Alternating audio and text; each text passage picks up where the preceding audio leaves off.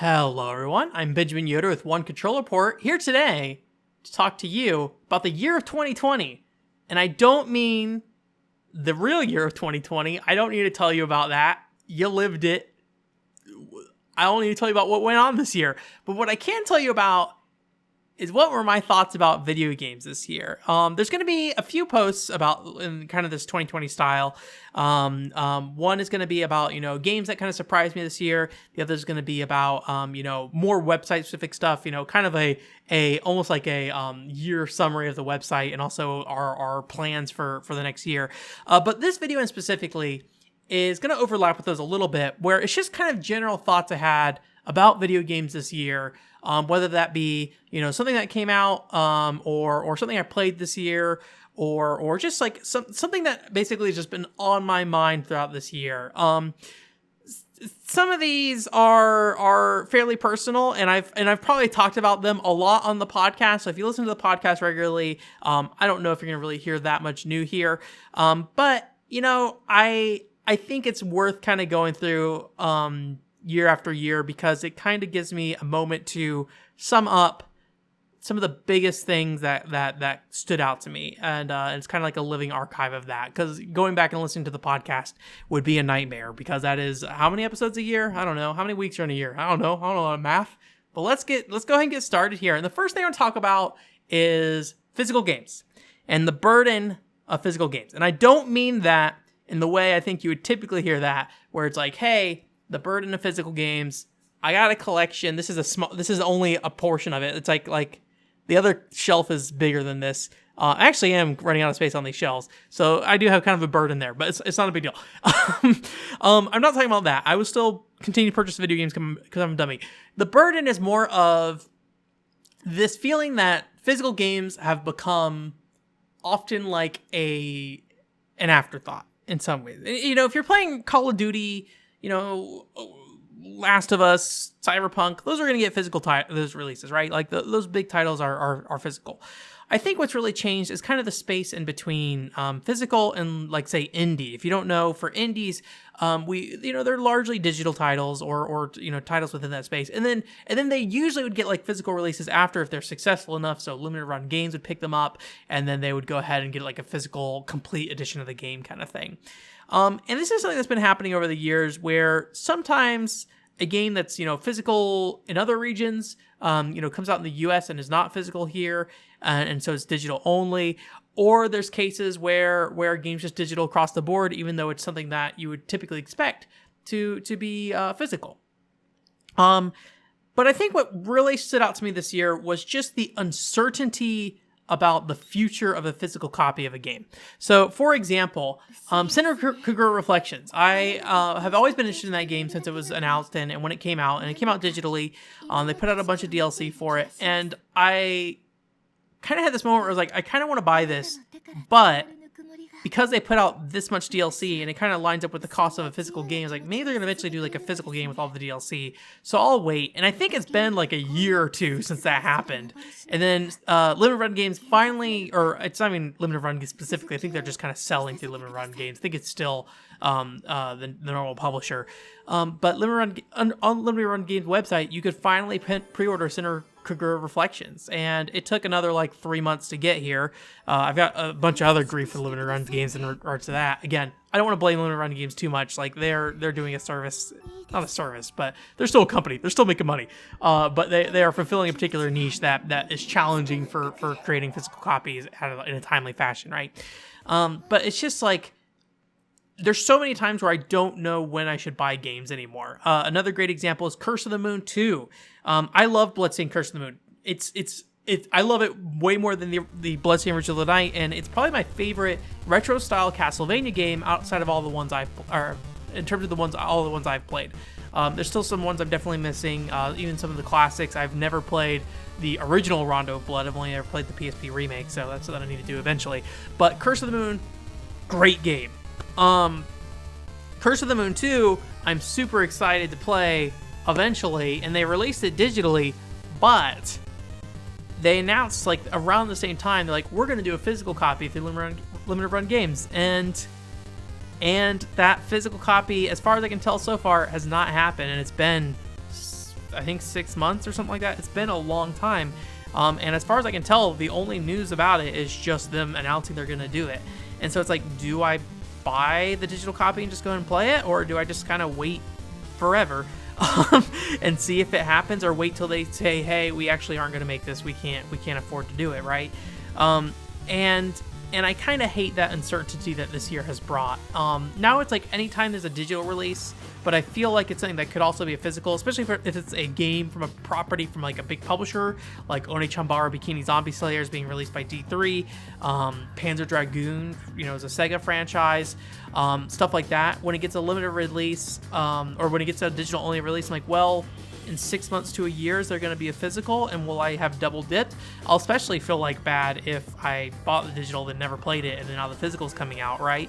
So I just kind of, this is kind of the nature of where things are going with video games, right? And the digital versus physical. I don't want to say what's right or wrong with that, but I just found myself this year struggling with the question of, should I buy a digital game way more than I normally would. And eventually I did get Panzer Dragoon when they released the PS4 release actually recently, or put it on pre-order, I should say, because limited run games, I wish you delivered stuff way earlier. I think it's been like 6 months and I still don't have my copy of Blastmaster 0, 1, and 2.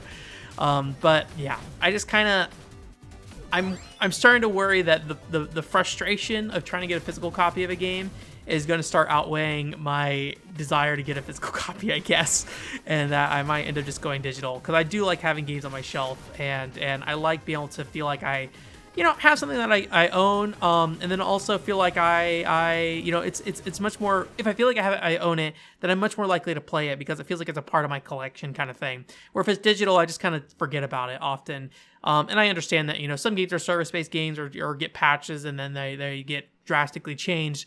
But I will always stand by that, at least with the disc version of a game, you have like the local data that was released at that time. So even when things get shut down later, you can have the ability to still utilize that data if there's avenues to do so, official or not official, right? So that's why streaming games absolutely terrifies me, because none of that data lives on a local machine. It's on some server somewhere.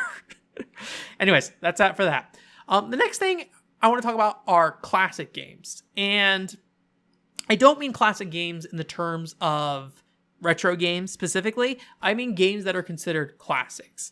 And the reason why I'm bringing this up, and this is something that's kind of been a problem with me over the years, but I think this year it stood out to me as something that I don't particularly like about myself when it comes to games, is I kind of just feel nothing when I play a game that's considered a classic. So when we talk about A Link to the Past, Super Mario Bros. 3, I haven't played Symphony of the Night recently, but potentially Symphony of the Night. I feel like Symphony of the Night's definitely going to be one of those games.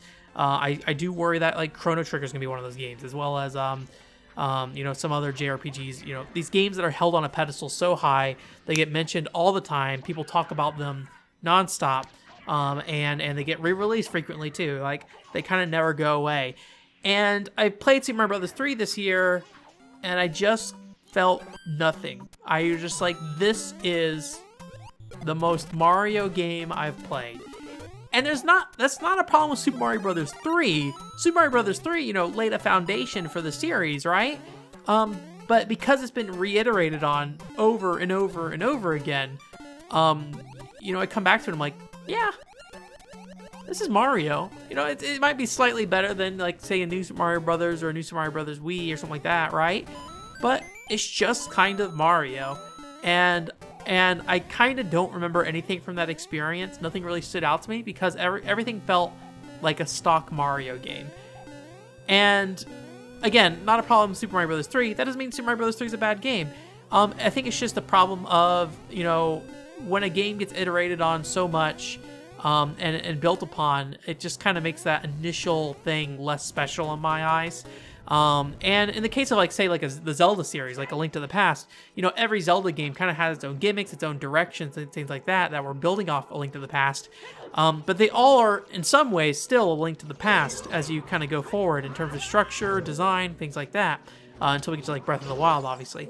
And so when I sit down and play A Link to the Past, it kind of feels like I'm playing a Zelda game without a gimmick. It's like, here's the game I've played 8 times, but without that special thing to make it stand out. It's just kind of that.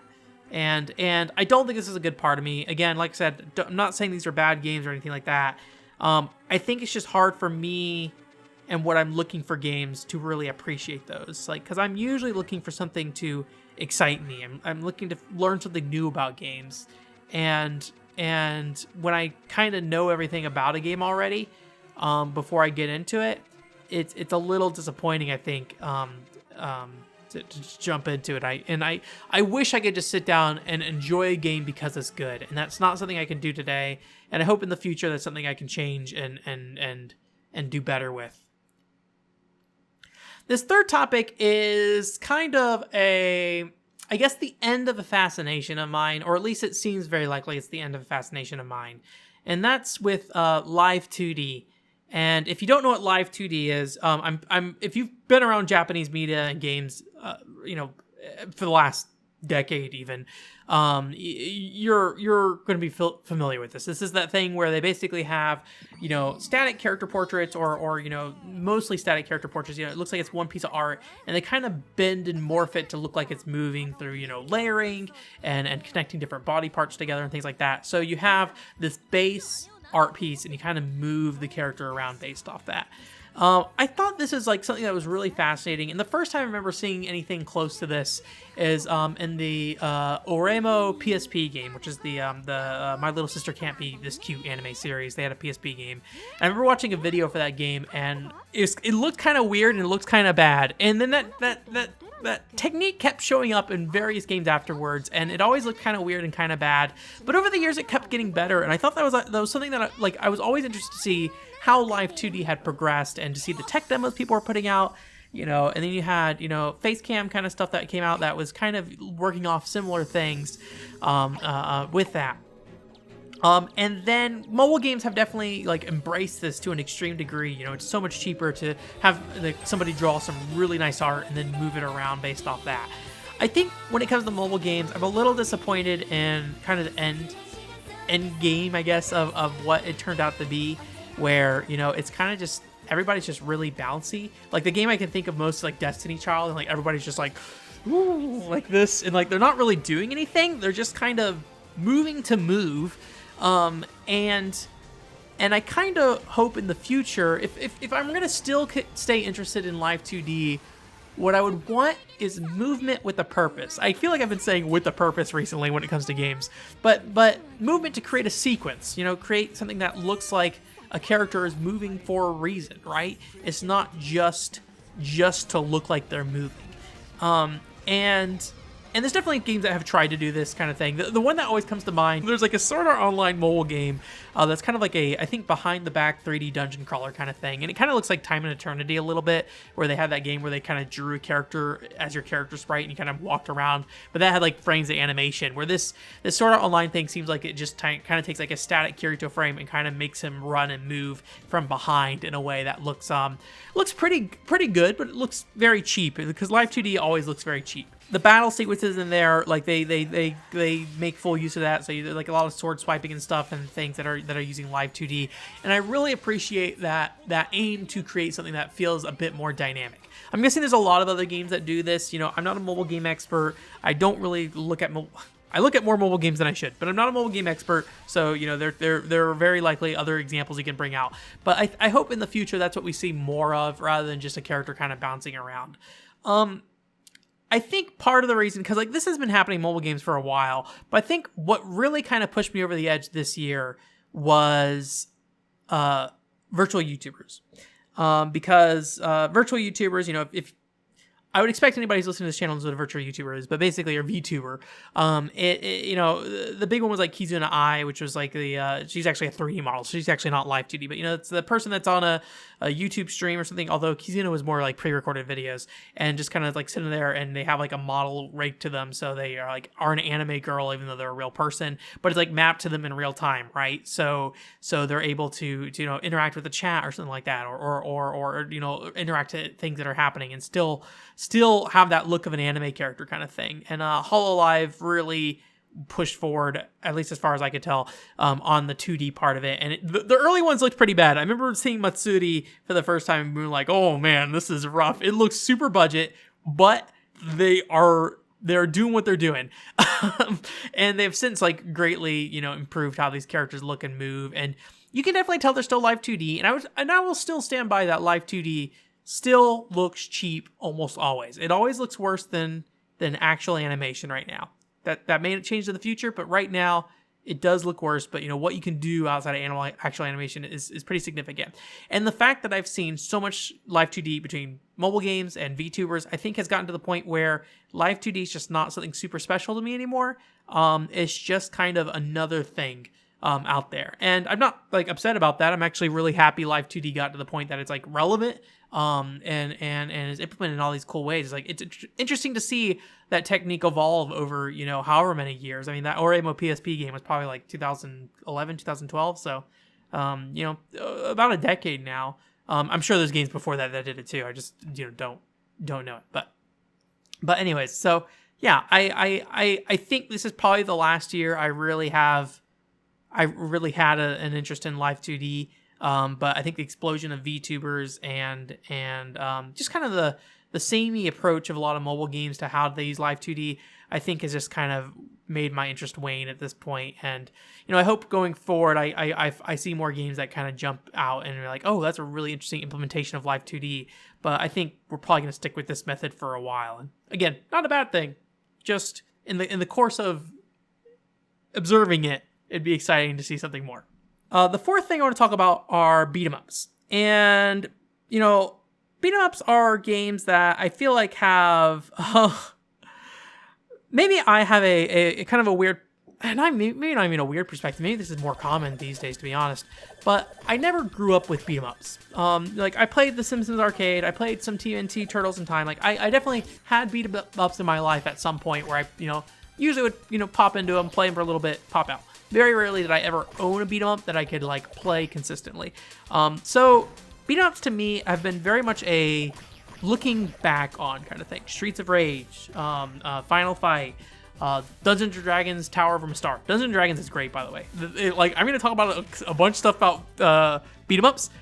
Dungeons & Dragons Shadow over Mystara excluded. That game is a great game on its own. Let's just set that aside. But I have a really hard time, I think, enjoying these games as they were intended. And maybe I'm wrong, that maybe this is intended, but I was recently playing the Capcom Beat 'em Up bundle with some friends, and one of the people in that group was like, hey, how I would prefer to play this instead of using unlimited credits is to have, either a set number of credits or even just no credits at all, and we have to just get through on one life. And if you can't do that, then we got to start over and start from the beginning. And I'm like, man, that sounds like something I do not want to experience with these games. like I just kind of want to push through this and be done with it. And I think I approach most beat 'em ups that way. Like I almost always just do free credits, and like I'm just gonna unlimited credits. I'm gonna go and I'm gonna press the punch button in a very like fighting game kind of way. I'm like, I know how to do the Hadouken motion. I'm gonna see if that does anything in this game. Okay, cool, it does something. Cool, I know the two things I'm gonna do: press the attack button and do the Hadouken motion. And that's kind of how I approach those games. And so what beat 'em ups are for me are more of a roller coaster ride, almost like a ride through like a theme park or something like that, where I just want to kind of see what they do visually with the game, what kind of settings they give you, what kind of like ridiculous scenarios you're kind of put into. One of my favorite games are Growl, our favorite beat 'em ups I should say, is Growl, where it just has like a lot of really bad, goofy voice acting, these over the top situations where you're like these big burly, guys who are like out adventuring or whatever. Kind of looks like Indiana Jones on steroids. And they are just out like punching all these people and freeing animals from train cars. It's just a fun thing to look at and to hear. I love Growl, but I do not care about the gameplay of Growl, and I don't think I care about the gameplay of most beat 'em ups. And I think part of the reason why I don't want to really learn to appreciate a beat 'em up or learn to play a beat 'em up, maybe more than anything, maybe not appreciate's the right word, is this idea that it's an arcade game or it's based off an arcade environment and it wants to take money from you. And so even if I'm playing in a free play or an environment where I don't have to spend credits, there's always just this feeling that if I hit a challenge in a game like that, it's trying to take money from me. Like even if it's not, maybe like the game may not be doing this, may just be a genuine challenge. But because it's made in that environment, I almost always blame it on, oh, that was cheap. They're just trying to get a quarter out of me, kind of thing. Even if I'm not paying a quarter, and I feel like until I can overcome something like that, I don't think I will ever be able to fully appreciate a beat 'em up, at least as a like, you know, spend a set amount of money to kind of beat the game, like beat the game without just like an unlimited funnel of cash going in, like where I have to actually play a game smartly or correctly. Metal Slug is something that falls very much in this category. Just like, I'm just gonna hold right and shoot and watch the parade essentially of all these like crazy sprite animations and things like that. And I think that is a weakness on my part, like something I should probably learn to better appreciate. But I think how I play and enjoy beat 'em ups, I don't necessarily regret. So it's a little hard for me to sit there and be like, oh, I should change this. I kind of like they're kind of nice things to just like start and finish in an hour and move on with your life and be like, huh, Growl was a thing, right? I like that. Again, Dungeons and Dragons Shadow of the Star, different thing. Very good video game. I don't want to get into it right now, but that's the one I would probably set to the side and be like, yeah, that's a cool game. The last topic I want to talk about is more specifically related to the website. Like I said earlier, we'll be doing more of a full breakdown of how I feel about what happened this year between what my plans were before I started this year and what my plans will be going into the next year at the website. But the big thought I kind of had this year is that remembering the OneControllerPort mission statement is kind of hard. And if you don't know what that mission statement is, you'll hear it at the end of any kind of featured video, or at least the reviews, where I say OneControllerPort is a focus on games with a relevant place in history or a distinct take on a franchise or genre. And I think that is a good encompassment of what I do. But I don't think it's something that is very sellable or very communicable. I think one of the most challenging things, or maybe not challenging things, but one of the things I kind of don't like, and I don't want to be mean about it, like I don't mind if you said this to me, is when somebody comes and like, oh man, Ben is this great YouTube channel that focuses on obscure Japanese retro games, like those 3 keywords. I'm like, whew.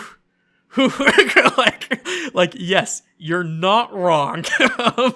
That is a large portion of my content, but that doesn't, but like none of those words appear in my mission statement, right? So what am I looking for? Like, I'm looking for a game that, you know, is when I say relevant place in history, I think what I more mean is like a unique place in history. Like, it kind of does something that makes it stand out. It doesn't have to be, and maybe I should change this, but it doesn't have to be something that changed the world. It could be a game that was this particular thing, and I kind of feel like there's not much else out there that tried to do anything like it. So it's kind of like Full Spectrum Warrior on the Xbox.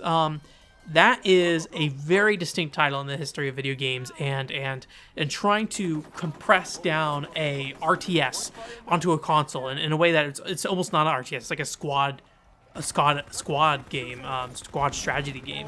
And there's just kind of nothing else quite like it. And I think that game is very important to the history of video games in a lot of ways.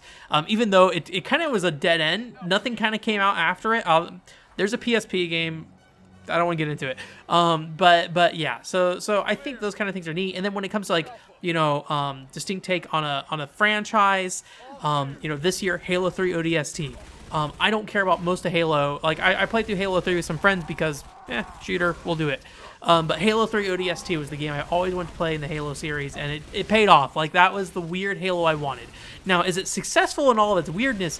Absolutely not. It does not achieve what it tries to set out to do, but it does give you a taste of that weirdness. It does have those ideas up front, and it gives them to you to look at, like with this little open world area you're kind of walking around. You know, you going in the shoes of these like kind of unnamed grunts and things like that. You know, you as a player having to focus more on headshots, I feel like, rather than just like, you know, pure overpowering of foes. Also the Super Mario Land video as well. I'm trying to think of a distinct take on a genre this year. Maybe a Tokudoll would be a good fit. I know the genre I made up, the fashion rhythm genre. Technically the Tokudoll is a collectible card game. I think that is a very, very vague definition of what Tokudoll is. You can basically pair any arcade game that uses cards into that category. So I like the idea of a fashion rhythm game, a game that has rhythm elements but also focuses on fashion. But that game is like very unique within its genre, you know, implementing RPG elements and things like that, and like character building in a way that isn't just about, you know, how you're performing in the rhythm, what your score is at the end. There's a progression, there's a crafting system, all these neat things, and a game like that might stand out. So yeah, those are the kind of the games that I'm looking for. So, you know, again, I don't I don't mind it if you're coming here for me for Japanese games and for retro games, because I do cover a lot of that. That's just not my particular goal. Like, my goal is to again kind of hit those points I mentioned in the mission statement. It's just so hard to communicate that. I don't feel like it's something that most people get across, even when they like watch a review. You know, I do it at the end of the reviews. Maybe people are exiting out of the video at that point, but that, and I don't really mention it too much in my main videos. So maybe I need to make that like something I repeat in every video kind of thing. But yeah, it's just not something that's very marketable or sellable, but I like it. So yeah, that is the OneControllerPort mission statement, and it's difficult to work with. And also, if you come from my channel and you're like, hey man, you did those Chibi Robo videos, you're a cool guy, why don't you do more Chibi Robo videos? I'm sorry. It's that's just kind of how I am. Like I said, it's a very broad mission statement for OneControllerPort, and includes a variety of things that don't necessarily include just Chibi Robo and things like that. So, but we will be doing some more research this year probably, but probably not for Chibi Robo specifically. Looking at Final Fantasy XI right now. So anyways, that's really it for my thoughts for 2020, or the things that kind of stood out to me in 2020. I know, again, they're not super relevant to what you might hear in the main, you know, games press stuff. I don't really want to talk about Cyberpunk or, you know, what drama happened with Last of Us. Did Pokemon come out this year? I almost said Pokemon. Did Pokemon come out this year? I think Pokemon was last year or something. Don't really care about that drama either, but yeah. And hopefully it's just something of value to you. Hey, OneControllerPort has a focus on games with a relevant place in history and a distinct take on a franchise or genre. You can go to OneControllerPort.com for videos, podcasts, streams, articles. Articles have not happened in a long time. Literally, the last article on the website is 2019 year in review. That is something that needs to get fixed. I need to do something, whether it's big or not. I need to get some written content on the website. So yeah, that's kind of why I'm doing video this year, because I kind of feel a little weird doing a written 2020 year in review when the entire year's been focused on video. So anyways, thank you so much for coming. Again, I'll have some more 2020 content or 2020 review content over the next couple days. And yeah, I hope you have a great, you know, holiday season, or at the very least, a great 2021. Best of luck. Bye.